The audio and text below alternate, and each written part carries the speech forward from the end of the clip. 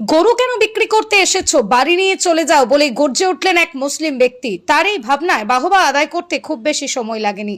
সকলেই যদি এইরকম মানসিকতা বজায় রাখে তাহলে আগামী দিনে হিন্দু মুসলিম মিলে একসঙ্গে এক সুন্দর বাংলা উপহার দিতে পারে। জানা যাচ্ছে আজ শনিবার দক্ষিণ 24 পরগনার দক্ষিণ বারাসতের গড়ের হাট এলাকায় হাট বসে।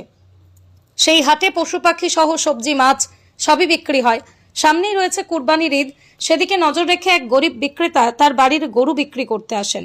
আর সেই সময় ঘটে এক বিরল থেকে বিরলতম ঘটনা। এক মুসলিম ভাই এগিয়ে এসে প্রতিবাদ জানিয়ে বলেন, গরু তোমাদের মা হয়, বিক্রি করতে এসেছো কেন? ফিরিয়ে নিয়ে চলে যাও বাড়ি। সামনেই কুরবানি আছে, আমাদের মুসলিম ভাইয়েরা কিনবে, তারপর ঘটতে পারে অশান্তি। কাজেই বিক্রেতাকে বলেন গরু ফিরিয়ে নিয়ে যেতে। সেই সঙ্গে হাটে উপস্থিত সকলকে অনুরোধ করেন কেউ যাতে গরু ক্রয় না করে।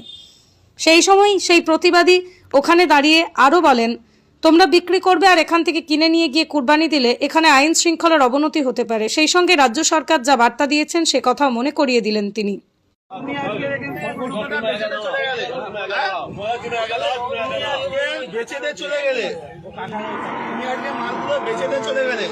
আমাদের মুসলিম ভাইরা কিনলো, কিনে রাস্তায় খারাপ করে কাটলো, তোমরা নিয়ে চলে যাও।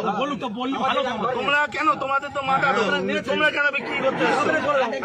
তোমাদের মালকে আমরা কিনে ফাঁসবো? তোমরা চলে যাও। ভালো কথাই বলছি, হাট এরকম বন্ধ নাই, তোমরা চলে যাও। কেউ একটা ভালো কথা বলো, এনাদের কেউ একটা কিন্তু কোনো কথা বলবে না। উপরে বলুক, উপরে বলতে পারো, করে খাই, আমরাও করে খাই। এখন কথা হচ্ছে ওনাদের মাথা ওনারা বেচে দিচ্ছে, আমাদের মুসলিম ভাইরা কিনছে, কিনে ফেসে যাচ্ছে, ওনারা টাকা টেনে বাড়ি চলে যাচ্ছে, আর কিন্তু কোনো সমস্যা নেই। সুতরাং কেউ একটা এদের কোনো কথা বলবে না, এনারাও করে খায়। কিন্তু তোমরা মানে কাকা নিয়ে বাড়ি চলে যাও। সরকার যতক্ষণ না নির্দেশ দিচ্ছে কি হবে কেউ কোনো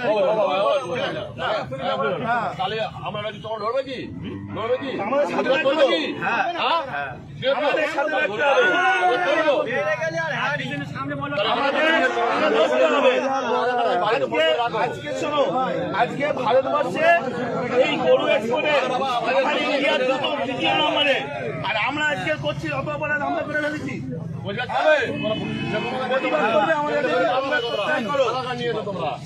আমাদের সাথে প্রতিবাদ করলে থাকো, না হলে থেকো না। জানি না আজকে এই মাংস, গরু মাংস বাইরের দেশে এক্সপোর্ট হচ্ছে, আমাদের ইন্ডিয়া দ্বিতীয় নম্বরে। আর আজকে আমরা অপরাধ করে ফেলেছি, এর জবাব কেউ দিতে পারবে? সুতরাং টাকা নাম বলো, সঞ্জয়